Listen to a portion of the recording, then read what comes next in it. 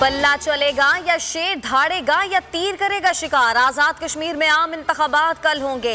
इंतखाबी सामान की तरसील जारी। रियासत आजाद जम्मू कश्मीर के 33 और मुहाजिरीन के 12 हलकों पर पोलिंग होगी। 45 इंतखाबी हलकों में 724 उम्मीदवार किस्मत आजमाई करेंगे। 40,000 पुलिस एहलकार और पाक फौज के 7,000 जवान तैनात। कश्मीर इलेक्शन पर देखें बोल न्यूज की खुसूसी ट्रांसमिशन।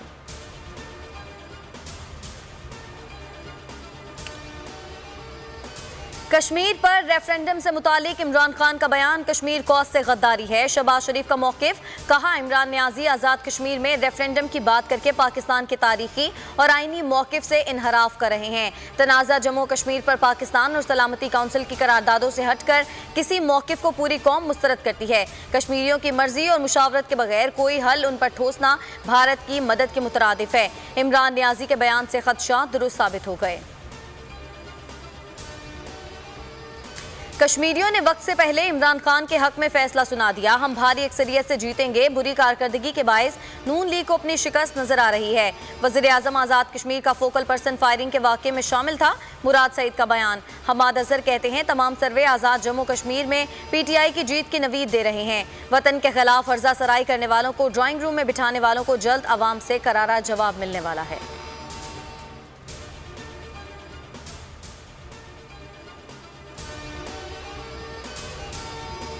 लंदन में नवाज शरीफ से अफगानिस्तान के मुशीर कौमी सलामती हमदुल्ला मुहिब और वजीर मुमलिकत बराए अमन सैयद सादात नादरी की मुलाकात। अफगान सदर का पैगाम पहुंचाया। नवाज शरीफ ने अफगानिस्तान में पायदार अमन के लिए तजावीज़ दी।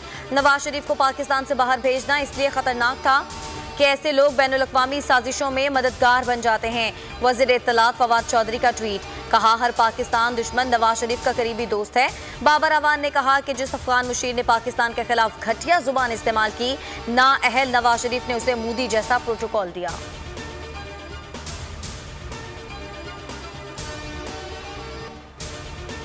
कोशिश है कि SOPs के तहत इम्तिहानात करवाएं। इम्तिहानात अभी नहीं लेते तो तलबा का साल ज़ाया हो सकता है।